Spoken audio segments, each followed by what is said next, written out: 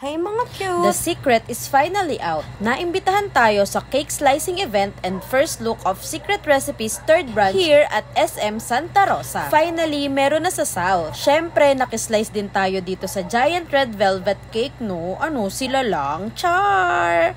It's also my first time here at Secret Recipe. After ng cake slicing, syempre, kainan na!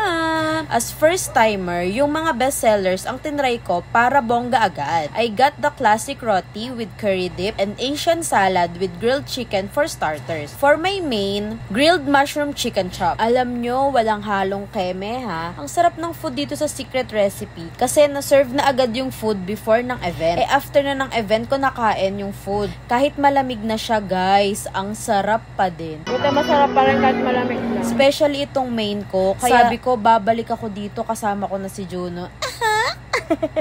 For dessert, Hokkaido triple cheesecake. Masarap din, ang smooth niya, tas very pang-trentahin. At ang aking drinks, very cutesy, floral lychee, strawberry cooler. Matamis siya.